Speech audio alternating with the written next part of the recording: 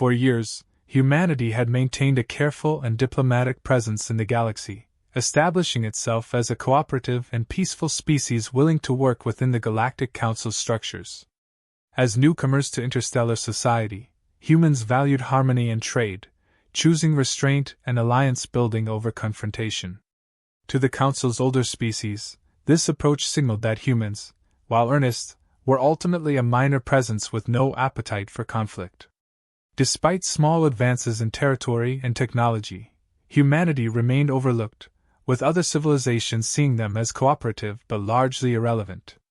Over time, various factions began testing the limits of this patience. Minor provocations started, small territorial encroachments on humanity's borders, accidental incursions by scout ships, and occasional resource skirmishes near human colonies. These incursions were justified by alien governments as misunderstandings or simple border errors, explanations that Earth's leaders diplomatically accepted. As a species, humanity had always understood the importance of diplomacy and pragmatism, believing in the value of relationships over retaliation. Human leadership held to the idea that measured responses were necessary to avoid unnecessary galactic conflict. However, the factions pushing these boundaries saw humanity's patience differently. They viewed it as weakness, a sign that humans were unwilling or unable to defend their interests assertively. Minor factions, always eager to test the potential competitor's resolve, began seizing resources along the borders of human-controlled space, dismissing any formal objections from Earth's diplomats. These factions assumed that humanity's tolerance would continue indefinitely, that humans could be pushed further and further without reprisal. The incursions increased, and the sense that humanity was an inconsequential player became more widespread across the galaxy. The Galactic Council itself, which oversaw these interspecies disputes, observed the escalating provocations but chose not to intervene. Council leaders perceived humanity as harmless, an unimportant player in the larger political scheme, and concluded that they did not warrant serious consideration. Internal council debates on the matter dismissed the idea that humanity could pose any real threat to the balance of galactic power. Many council members believed that humans lacked the military might, the coordination, or the drive to retaliate effectively. Humanity's preference for diplomatic resolutions had, ironically, convinced the council of their incapacity to act in any way that would disturb the status quo. Meanwhile, among the human colonies, the frustration was building. Civilians in outlying territories bore the brunt of these provocations, facing disruptions to their supply chains, skirmishes near their homes, and the slow encroachment of foreign powers on their lives. Reports of alien incursions circulated widely, and the sentiment among ordinary citizens shifted from patience to anger. Across Earth and its colonies, a sense of growing resentment took hold as people began to question their leaders' policy of restraint. To them, it seemed that the galaxy had mistaken diplomacy for docility. The frustration spread to military ranks as well. Generals and admirals, trained to protect their people, chafed under orders to stand down in the face of repeated insults and encroachments. They recognized the threat these incursions posed, seeing how alien factions were testing human boundaries more brazenly with each passing month. But even as internal pressure grew, humanity's leaders continued to pursue diplomacy, convinced that avoiding confrontation was the best way to safeguard humanity's future. However, this patience was wearing thin. Each new incident, each encroachment, added to the simmering anger among the human population. Public opinion shifted noticeably, with demands for action becoming louder and more frequent. Prominent leaders, faced with mounting pressure from their people, began discussing the possibility of a shift in policy.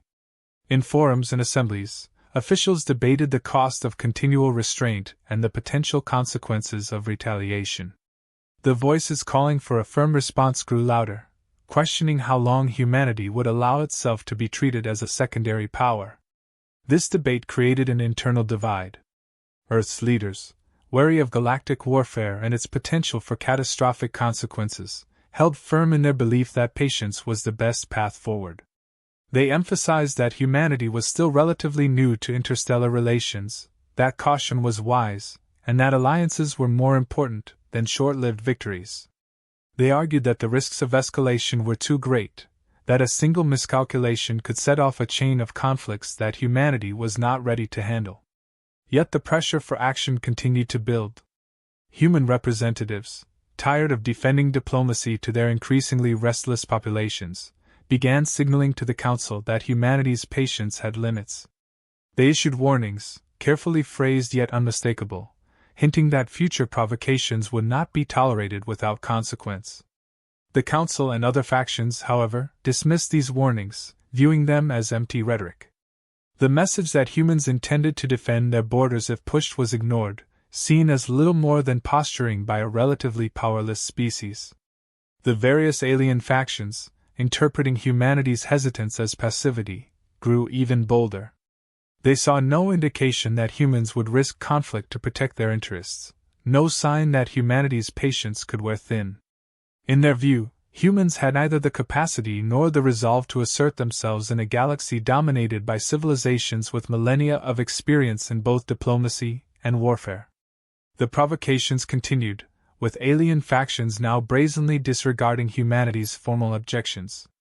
Each incursion into human space was met with public outrage, each seized resource fueling a stronger desire among humanity to assert its place in the galaxy. For the Galactic Council, these provocations were of little importance. Council members, focused on their own agendas, viewed humanity as a minor concern, a species more valuable as a compliant member than as a potential rival. They had no incentive to curb the factions that continued to press into human territory. In the eyes of many council members, humanity's patience was endless, a virtue easily exploited without fear of repercussions. But Earth's citizens and leaders were nearing a tipping point. Diplomacy, once embraced as the ideal approach, was now seen by many as a flawed strategy in dealing with an indifferent and often hostile galaxy. The sentiment across human territories had shifted. Restraint was no longer seen as wise but as a sign of weakness, something that only encouraged further transgressions. Patience had been extended, warnings had been issued, and humanity had done everything possible to avoid conflict. Now, however, humanity stood on the brink of a decisive change. The breaking point came when one of the alien factions crossed a line no one thought they'd dare approach. In a bold, reckless move, an aggressive faction launched a full-scale assault on a remote but thriving human colony. The attack wasn't an isolated skirmish or a border dispute. It was a deliberate show of force, meant to demonstrate the faction's dominance and humiliate humanity on the galactic stage. The alien forces targeted civilian infrastructure, causing immense destruction and casualties among innocent colonists. The message was clear: humanity's pleas for peace would no longer be respected, and no human settlement was safe. News of the massacre spread across human territories within hours, broadcasting images of devastated homes and grieving families. The impact was immediate and profound, igniting a wave of anger that swept through Earth and its colonies. Humanity's patience, already stretched thin, was finally exhausted. The calls for action, once restrained and diplomatic, turned into demands for justice and retribution. Public outcry filled every media channel, with citizens, officials, and military personnel alike voicing a unanimous sentiment: humanity could no longer turn the other cheek.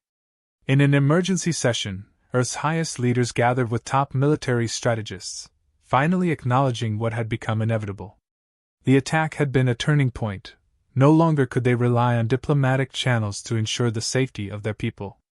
The debate, once centered around restraint and caution, now focused on how to deliver a response that would make the galaxy understand that humanity would not endure any more disrespect or aggression.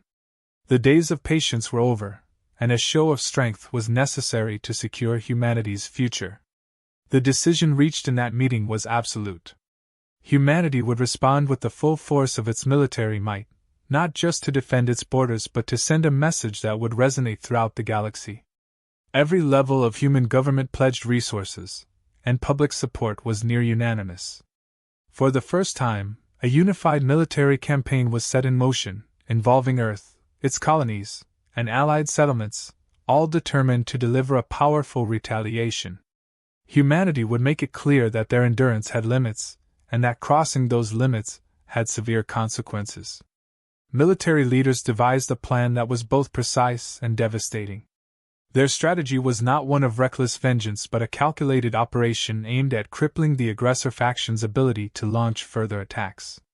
The objective was simple: to dismantle the faction's military infrastructure and neutralize its capacity for aggression without causing unnecessary harm to civilian populations. Humanity's leaders wanted to send a message, but they would do so with a focused, disciplined approach, one that would leave no room for misinterpretation. The mobilization of forces was rapid and efficient. Fleets were dispatched from every major human settlement, equipped with the best technology Earth and its allies had developed over decades. This was not a hasty, emotional response. It was a well-organized, highly coordinated campaign that demonstrated both humanity's unity and its military competence. Ships launched from Earth's orbit in waves, accompanied by transports carrying troops, engineers, and the resources necessary for a sustained engagement. Humanity's forces were ready to show the galaxy what they could do when pushed beyond their tolerance. The scale of the mobilization shocked even those within humanity's own ranks. Resources that had been quietly developed in anticipation of a possible confrontation were unveiled, including advanced weaponry and tactical systems that many alien factions hadn't imagined humans could create. Years of preparation, research, and investment culminated in a display of power and coordination that the galaxy had rarely seen from any single species, let alone one as recently inducted into the galactic community as humanity. As the fleets moved into position, the galaxy watched with increasing apprehension. The faction responsible for the assault on the human colony began to realize, too late, that they had drastically miscalculated. Their leaders scrambled to deploy defenses and appealed to their allies for support, but the message was clear: they had initiated a conflict they could not win. Other factions, many of whom had once dismissed humanity's capabilities, found themselves rethinking their assumptions. Humanity was not responding with isolated retaliatory strikes or symbolic gestures. This was a systematic, overwhelming response designed to dismantle its adversary's offensive capabilities entirely. When human forces reached the enemy faction's territories, they executed their plan with exacting precision. Key military installations were targeted and disabled, strategic outposts neutralized, and supply lines severed. Every move was calculated to maximize impact while minimizing collateral damage, reflecting humanity's strategic restraint even in the face of provocation. The alien faction's forces, unprepared for a sustained and coordinated offensive, began to crumble under the weight of the attack. Their fleets, outmatched and outmaneuvered, faltered as human forces advanced with relentless efficiency. Reports of the offensive spread quickly, reaching every corner of the galaxy. The once dismissive factions and council members observed with a mixture of disbelief and apprehension. Humanity had made its statement clear: patience should not be mistaken for passivity, and tolerance had its limits. The galactic community, which had once seen Earth as little more than a minor player, began to understand that humanity's peaceful approach had been a choice, not a necessity. When forced to act, humanity could muster a response as calculated as it was devastating. The offensive reached its conclusion with humanity's forces decisively dismantling the aggressor faction's ability to continue hostilities. Earth's leaders, true to their word, ordered a halt to the campaign once their objectives were achieved. Humanity had no desire to occupy or expand its territory beyond its established borders. Their aim was to eliminate the immediate threat and send an unmistakable warning. With the aggressor faction neutralized, humanity signaled its readiness to resume diplomatic relations, but this time on new terms. The message was unmistakable: any future incursions or provocations would be met with the same decisive response. As human forces withdrew, leaving the aggressor faction in disarray, the galaxy remained silent, absorbing the impact of what had just occurred.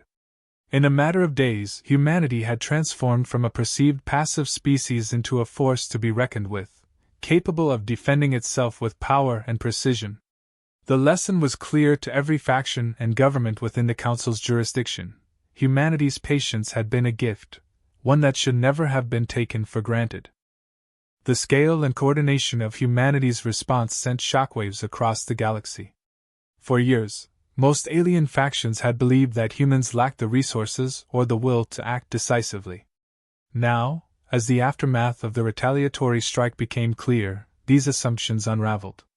The Council, composed of the galaxy's most influential species, convened in an emergency session to assess the impact of humanity's actions.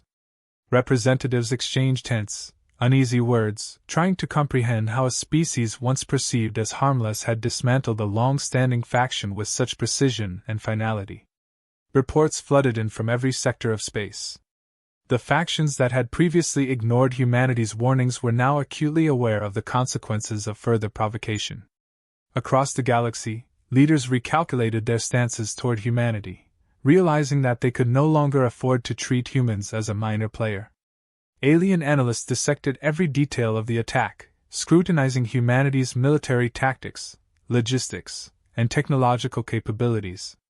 What they found only deepened their alarm. Humanity's strategy had been ruthlessly efficient, combining advanced tactics with an unwavering focus that alien militaries had rarely displayed, even among the Council's elite forces. For the first time, the Council saw evidence of humanity's technological potential. While many factions had assumed that humans were limited by primitive technologies, the assault revealed a hidden arsenal of sophisticated weaponry and infrastructure. Humanity had employed high-precision targeting systems, advanced communication protocols, and a coordination that was nothing short of formidable. Earth's fleet moved in perfect synchronization, displaying a level of tactical depth that went beyond brute force. Alien military analysts noted how humans had leveraged their technological assets without flaunting them, using each weapon with careful intention and restraint. This realization unsettled the Council, as it became clear that humanity's capabilities were far greater than they'd initially assumed. In diplomatic circles, conversations shifted from curiosity to caution.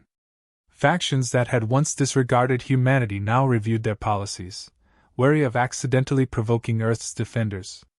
The message was clear: humans value peace but possess both the strength and the resolve to retaliate against any threat. For the first time, factions with historically tense relations with humanity reached out to establish diplomatic ties, recognizing the potential benefits of cooperation rather than rivalry. Trade agreements and alliances, once delayed or dismissed, were now offered without hesitation, as leaders saw the wisdom in building relationships with a species capable of such decisive action. Humanity's sudden shift in status brought both admiration and anxiety within the Council. Representatives of various factions began to express concerns over what they called the human factor.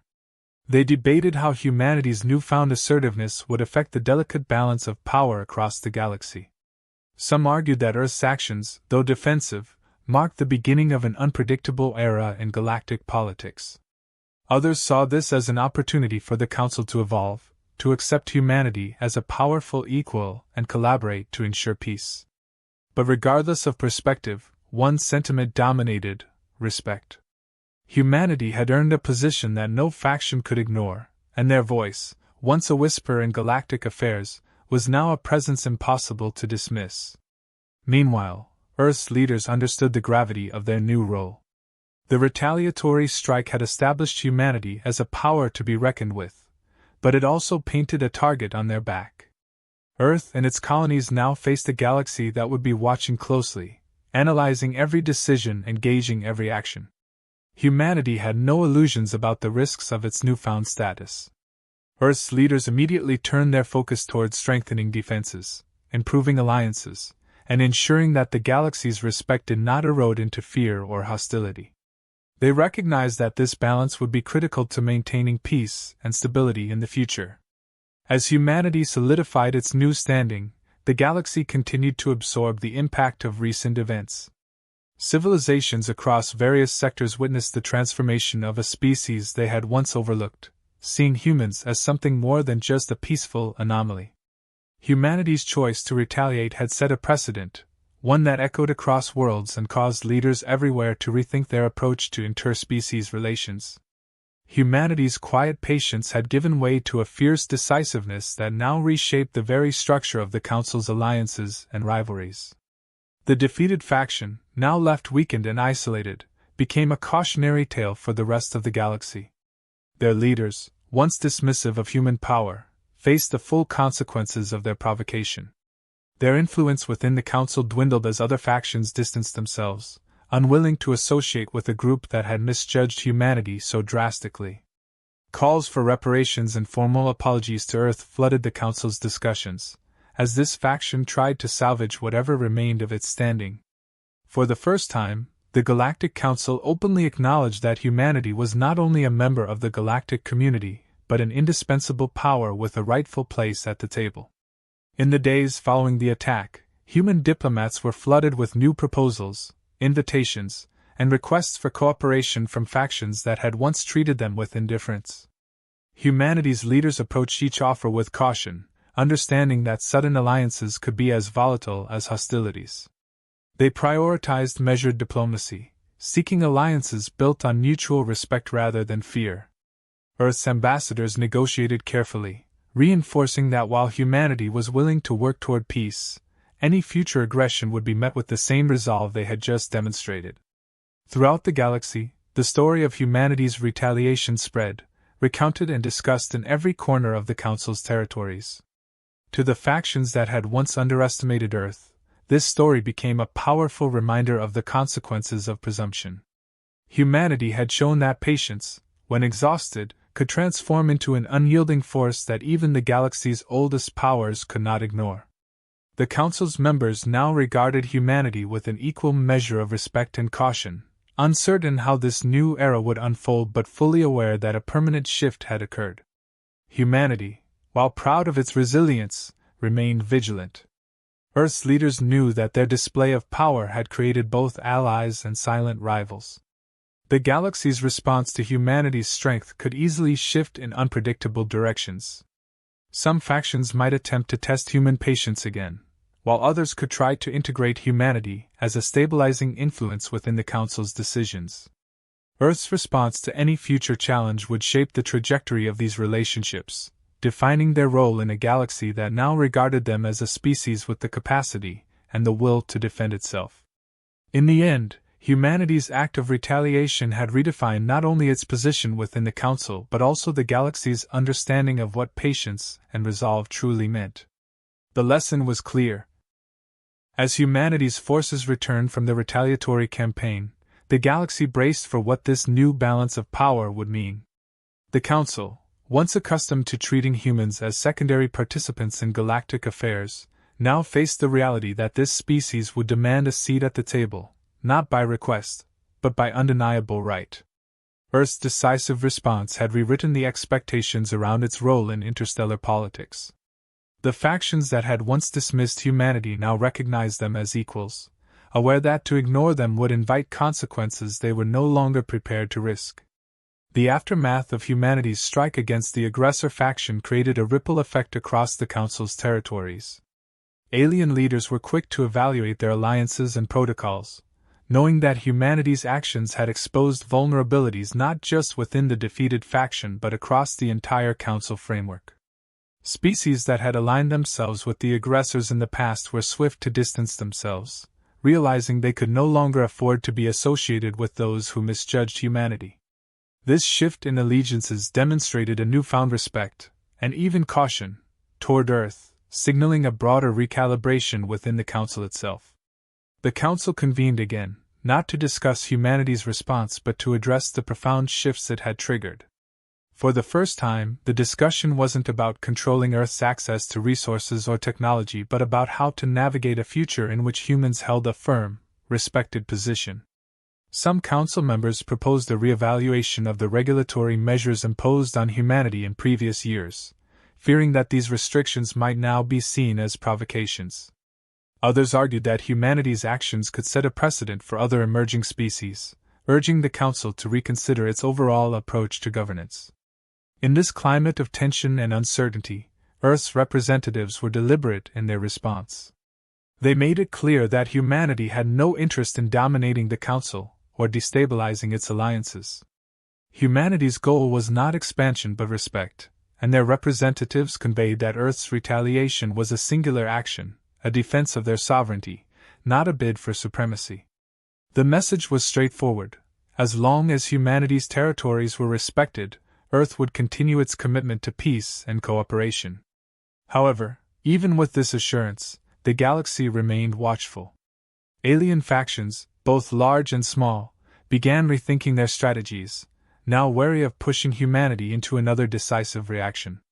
The defeated faction, still recovering from the crippling blow humanity had dealt, faced a steep climb to regain even a fraction of its former influence. This faction, once an instigator, now found itself isolated, struggling to rebuild alliances and restore its image in a galaxy that had witnessed the full cost of its arrogance. Their leaders sent out messages of contrition, attempting to re-establish trade and diplomatic ties, but their reputation as the species that had provoked humanity's wrath lingered, casting a shadow over their efforts. Meanwhile, humanity resumed its path forward with a tempered approach, aware that this new position carried weight but also responsibility. Earth's leaders implemented initiatives to ensure that their people understood the significance of the recent events. While pride in their military's achievements was high, the emphasis remained on stability. Humanity had displayed its strength, but now it needed to demonstrate restraint. Earth's diplomats worked to foster relations built on mutual understanding, proving that the campaign against the aggressors had been a necessary boundary, not an ongoing agenda. The Council's discussions turned to the long-term impact of humanity's actions on interstellar relations. Humanity's ability to exercise such a formidable response without destabilizing the region had redefined what was possible for an emerging species. Some Council members began to regard Earth as a potential ally in maintaining the balance of power within the galaxy, a force that could prevent other factions from overstepping. They saw the value in Earth's perspective, a balance between strength and diplomacy that could complement the Council's existing framework. Other factions, still wary, kept their distance. While they respected humanity's capability, they remained cautious, preferring to observe Earth's next moves rather than align themselves openly. To these factions, humanity was a paradox, a species committed to peace but willing to unleash devastating force when provoked. This unpredictability, while admirable to some, represented a risk to others who feared a new era of instability if other factions misread humanity's intentions. For the average citizen within the Council's territories, humanity's retaliation became a tale that transcended borders and species. Stories spread about how a patient and tolerant species had finally reached its limit and had struck back with a force that no one expected. For some, humanity became a symbol of resistance, proof that even those who favor peace can defend themselves. For others, humanity represented a cautionary lesson on the importance of understanding and respecting other species' boundaries. Whispers circulated, retelling the story of how humanity's patience, once seen as weakness, had revealed itself as a strength beyond reckoning.